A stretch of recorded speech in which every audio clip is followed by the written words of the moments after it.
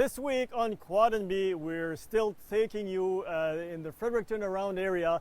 This time we will be talking about three clubs: Victoria County, Skeddaddle Ridge, and River Valley. Quad and B, stay with us right after this.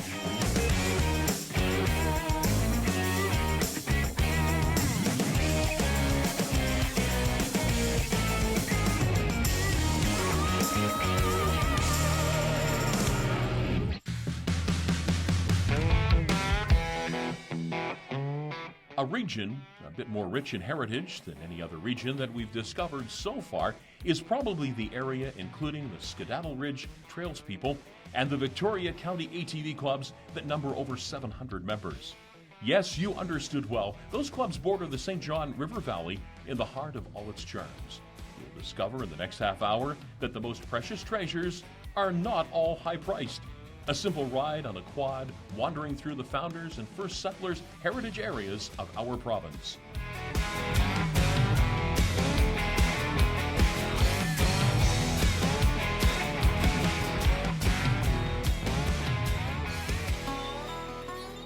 Just listen to the music of nature. Yes, we're still in a wonderful spot, wonderful area where you hear the waterfalls or the river going down. This is what we offer you in ATVing in Quad and B. We bring you right inside of the province of New Brunswick and how you discover splendid things. We will discover our guest today, Bob Stokes. He's Region Director for Region 7. Bob, well, thanks for being with us because you had to travel quite a way, but still, it's really important. I wanted to have you with us. We will be talking about Victoria County, Skeddaddle Ridge, and also River Valley.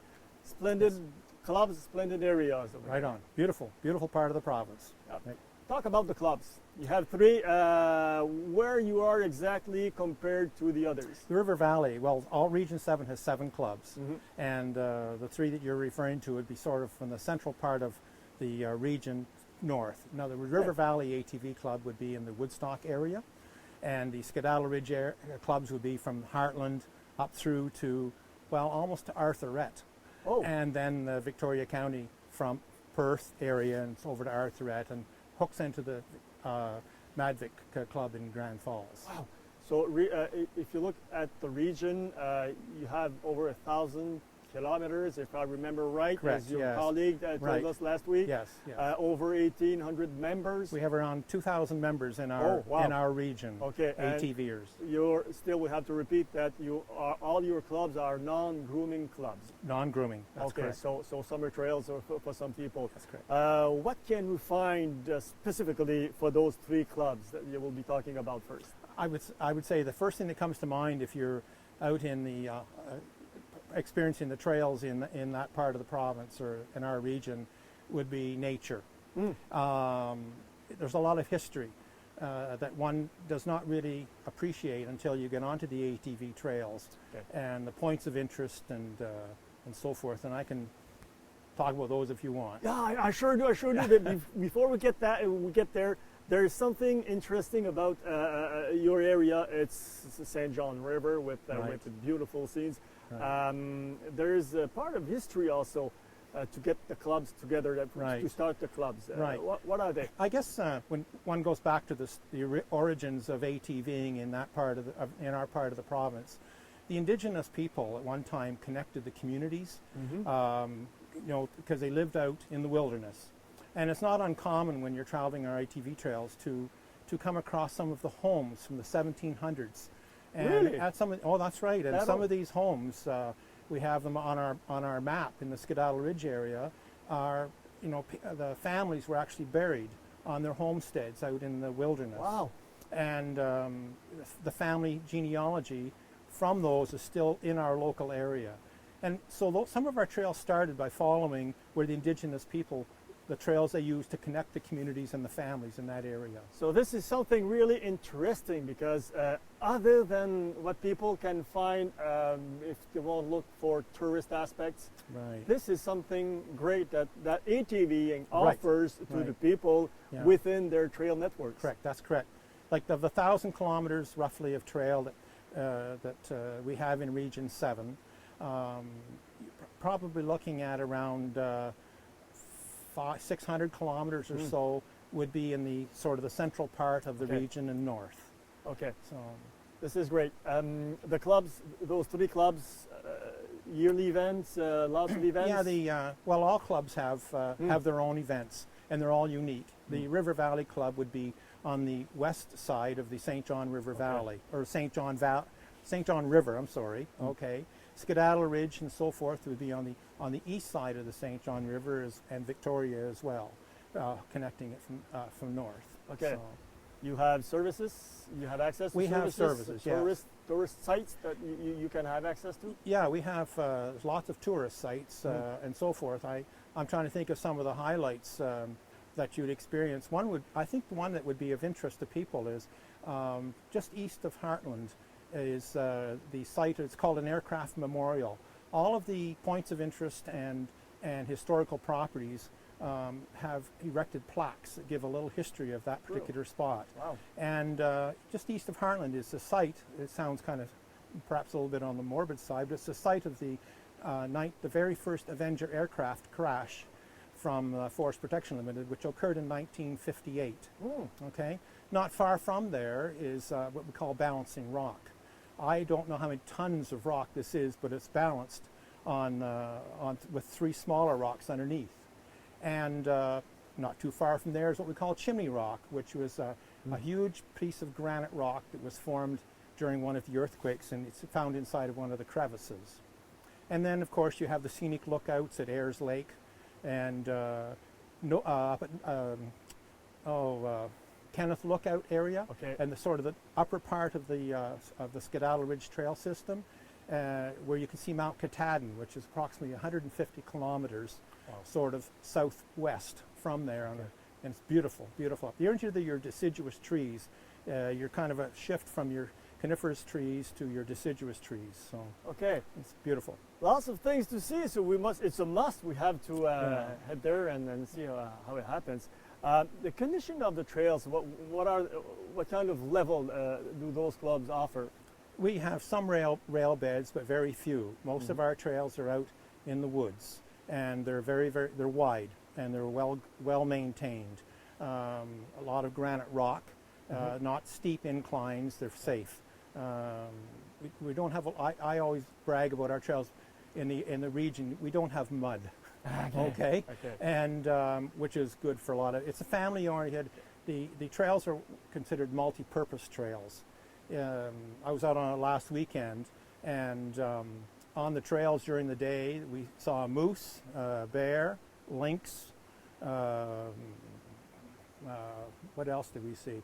Wildlife. Okay. That's it. Yeah, I don't know. I stopped and talked to some fishermen and along the Nashwauk River. If you want to go trout fishing, there's a lot of little trout streams that you don't find unless you're on the sport of ATVing. So it will not be a boring ride. No. You must bring your camera. That is for the naturalists. Sure. Bring your camera. For sure. Something that we find very popular in our region, and it's also in the southern part, is geocaching. And for the last 4 or 5 years, we have been putting out geocaches at various points of interest, and we find them to be extremely popular with the public, and because it takes them to the area and so forth. Bob, last week we had your colleague Tim Collins, and he said only good things about you, and I guess it will be the same here. There's a nice cooperation within you two, because you are the two region directors. Right. Tim and I, we work very, very close together. He's one of the most friendliest and most wonderful gentlemen that I've ever been associated with, and doing things together. And we all share the same ideas and objectives of what we're trying to do. Yeah. Your goals for the next years? We've actually connected some of our trails with some other clubs. The objective of the Federation is to have a provincial trail, and our main objective is to work with our clubs in our region, the 7 clubs, and have those connected onto a provincial network system. And right now we have connected the Skeddaddle Ridge with the Nashwauk Valley. Of course, our challenge is the Nashwauk River and the St. John River. So we have to be careful. And we also have to be sensitive to, for people who are out there, ATVing the sport, of having access to lodging and accommodations as well as fuel. So Do you have that for those We three have clubs? in Skeddaddle, yes, in the Victoria County, not a problem. And in the Skeddaddle Ridge, it's in Juniper. We have fuel. So the other challenge we have is that Tim and I face is working with our municipal governments and regional governments on getting access from our trail to the nearest fuel stop or accommodation. We're trying to promote tourism, and we need the support of our various communities to allow us to do that. But it's moving ahead. It's moving very We positively. have to be honest, it's really moving We're making ahead. giant steps forward, That's and we're very, very proud of the support we are getting. There's just little things we're still working on, Yes. and so forth. So. Well, Bob, you've taken us to nice places. People have seen nice footage of what you talked to us about. And this is an invitation. We have 10 seconds. You sell the area. I give you 10 seconds to bring the tourists It's the here. most beautiful part of New Brunswick anybody could go to. And there's very, very friendly people. And I'm very, very proud to be part of this region. This is great. Bob Stokes, Director of Region 7, talked to us about the clubs in Victoria County, Skeddaddle Ridge, and River Valley. Stay with us, and we'll be back with our GM, Jacques Poirier. Thank you. Did you know, numbers-wise, it costs for 56 New Brunswick ATV clubs $164,046 per year in club administrations, $114 to maintain 1 kilometer of groomed trail, $128 to groom 1 kilometer of trail, between $900 to $10,000 to build 1 kilometer of new trail, $1,000 each per lineal foot to build a new bridge, $112,968 for grooming ownerships, $405,000 to groom trails in the winter, that's 36 grooming clubs, and $99,750 per year to maintain trail shelters.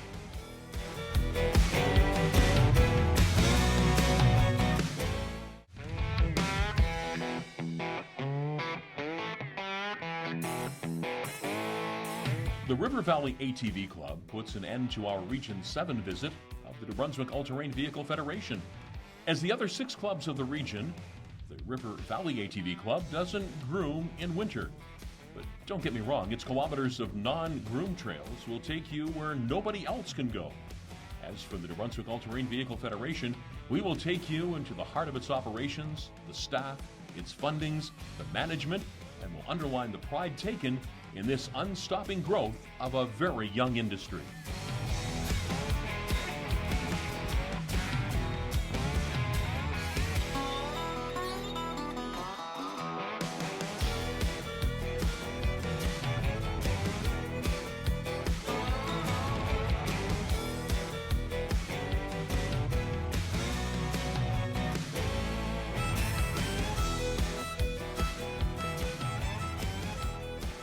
Welcome back. Yes, you're on Quad and B, as mentioned, the show that takes you everywhere in New Brunswick regarding quad. As promised before we went to the break, that I would meet with the GM of the New Brunswick All-Terrain Vehicle Federation, Jacques Poirier.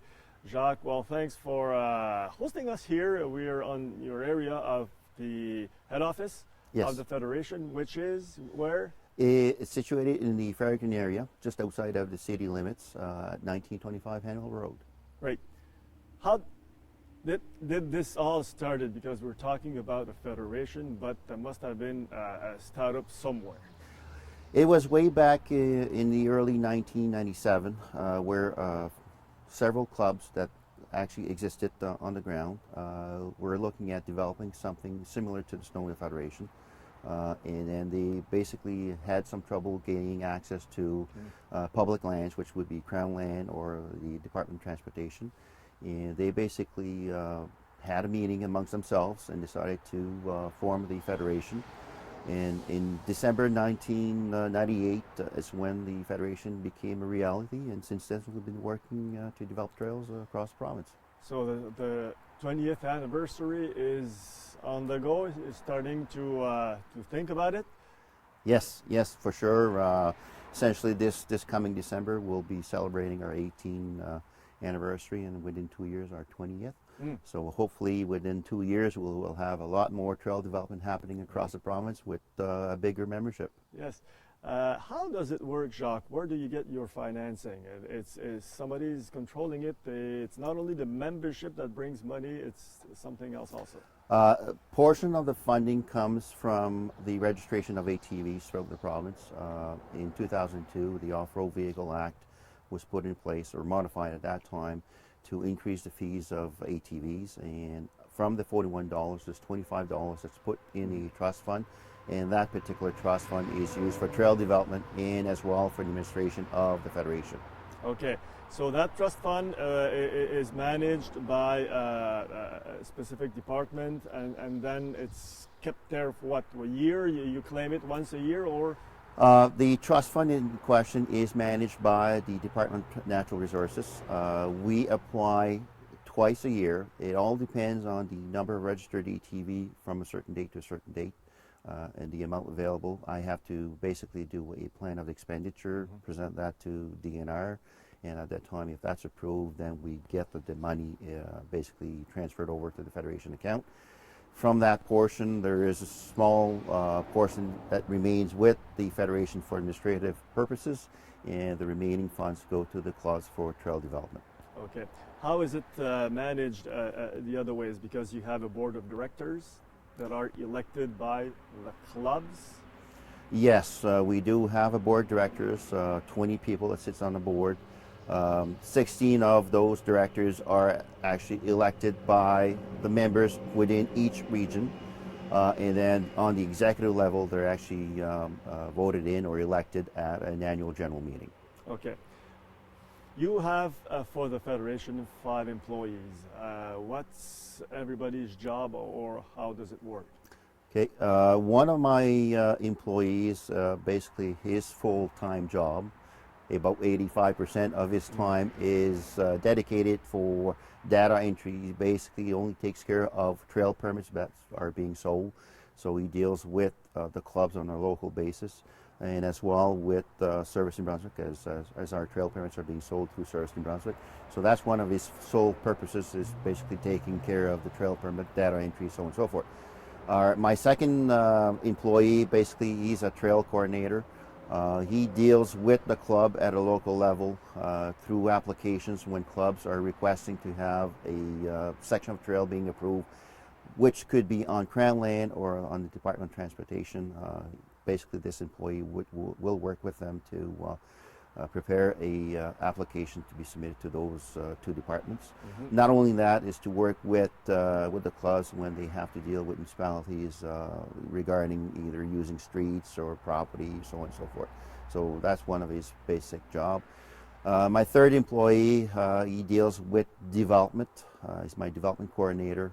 So he deals with the clubs to help them to plan properly how the clubs should develop their trail system, basically looking at preparing a budget. But not only that, but working with them, with municipalities, to try and basically have future developments within municipalities and so on and so forth. So to better the trails, better the clubs, and so on and so forth. And then my fourth employee, she deals with administrative duties. Basically doing press release, taking care of the website, the Facebook account, so on and so forth, answering calls and all of the other stuff on administrative purposes. And as me as general manager, basically I have to oversee everything. But my main sign the checks. Yeah, sign checks too as well. But my main focus is to deal with government on certain issues, either making changes or having changes being done on certain acts. Could be the Off-Road Vehicle Act, could be the Motor Vehicle Act. So to better the clubs, to better develop trails, so on and so forth. So one point which is very important, you are there to speak for the clubs. You work with the government. One big issue that you have is you hope to have it voted as a bylaw, to have better management on the trails for the access. I have to try to be clear. You want that the ATVs have the exclusive right on trails. can be in wintertime or elsewhere in the season? Yes, in certain sections, yes, we are looking at trying to convince government to give us some exclusivity. We're not requesting full 100% exclusivity. Our main concern right now is when clubs have trails in the winter, the law in question is not favoring the ATV, it's more on the snowmobile side. So we're trying to convince government to make some changes so that we have the same laws as what snowmobile has. And the other thing too is we're having some difficulties depending on certain areas. Again, we do have trails on Crown land where everybody else could use it. But when we're actually building a trail, we're having some difficulties with other types of vehicles, mainly off-road trucks and Jeeps that are actually using our trails and basically creating a havoc, doing a lot of damage to our trails, which afterwards the club have to go back in and do a lot of repairs, and they're responsible for those trails. So that's more money for the clubs, which more money to spend, which is something that everybody wants to avoid. That's it. It's basically each club have to dedicate some of their funding to actually repair those trails again, where those money may have been scheduled to develop more trails for the club, where they have to use it for maintaining the trails now. So I guess this is one of your biggest challenges as developing trails. We talked about in the previous shows to develop the Highway number 10. So this is a challenge for you guys. Where do you see the Federation with all its clubs in 2020? Hopefully we will see a lot of developments happening from now until 2020 with clubs being linked from one to the other. That's basically our vision, to have a safe and secure trail that links club to club across the province. That's our goal. And hopefully with some changes that will come shortly with government, that maybe we will see that happening and get that provincial trail across the province. Yes, Jacques, the Federation's goal is also to educate people, safety, so you have driving courses also at the same time? Yes, we do. We do provide the ATV safety training course for the kids and adults. This has been since 2002 when the Act was amended, that kids between 6 and 15 must have followed the ATV safety rider course. It is something that is required. In 2009 there was a change made that now the adult supervising the child driving the ATV must have this safety course as well. And this is basically because if the kid were to do a maneuver that's of a safety risk, not doing the maneuver properly, the adult should be able to correct him and make sure that he does the technique properly. Good. So people can visit your website and hit the driving course? Yeah, there is on our website, there is a tab that says to register for the ATV rider course. You just press on that tab and that will open up a window. You just provide the information and that information will be provided to the local instructor. And it's really affordable price. Yes. Jacques Poirier, thank you for giving us, sharing us this time. Thanks for our first guest for the first segment of the show, Bob Stokes. Next week we will be moving in the central Miramichi. We'll talk about club region number 4, and that will be great. Thanks for being with us. See you next week. Welcome to Riding Tips with Jim. This week we're going to talk about the proper way to go down a hill. When descending a hill, you should keep both feet firmly on the footrests. Point the vehicle directly down the hill. Transfer your weight to the rear. Keep both feet firmly on the footrests. Lean uphill. Lean your upper body into the hill and steer slightly uphill. While riding on soft terrain, gently turn your wheels slightly uphill to keep the vehicle in a straight line across the hill. If the ATV begins to tip, turn the front wheels down if the terrain allows you to. If the terrain prohibits your turning downhill, dismount on the uphill side immediately. This has been Riding Tips with Jim. Keep the rubber side down.